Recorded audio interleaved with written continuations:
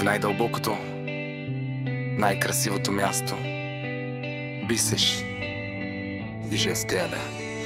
Въпреки че си далеч в бевилче на сърцето ми, не в студените дълбини на ума си, ти стоиш в най-топлия климат на най-красивото място, докато ти си се превърнал в име на красота навсякъде. Аз се скитам като изгубена сянка в дълбоки подземия, в тъмни тунели.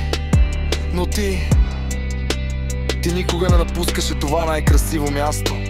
Ти винаги оставаше в най-дълбокото.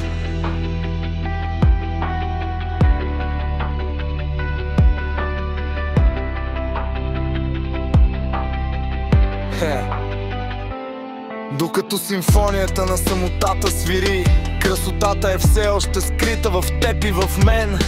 Не знам дали ще ми проработи, но дори и да остане трохичка спомен, този момент, това е най-красивият момент за мен.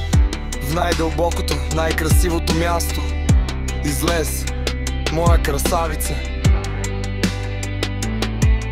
Най-красивите моменти може да не се върнат, но в пътуването във времето твоето извинение не е твое. Това е моята реалност. В най-дълбокото, най-красивото място ти си най-красивата.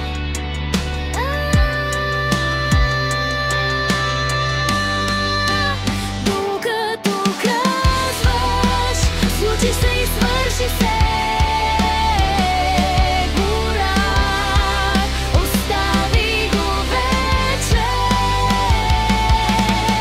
Ще си тръгна безпомощно от тук, ще живея в собствената си сянка. Скри любовта си, обичай ме така, дъждовете също се намокрят. Ако един ден ме стоплиш като слънцето, уви ме, дори да не съм в ума ти, един ден ще дойде. Може би ще ме разбереш, може би ще изгориш за мен.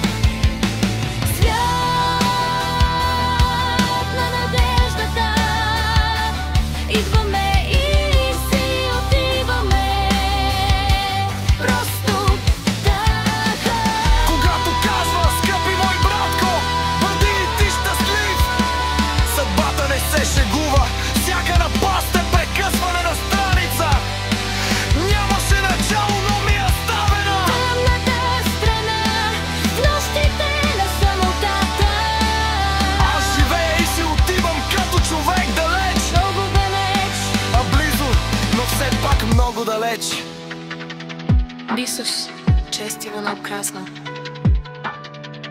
Това е всичко, но съдбата не свършва до тук.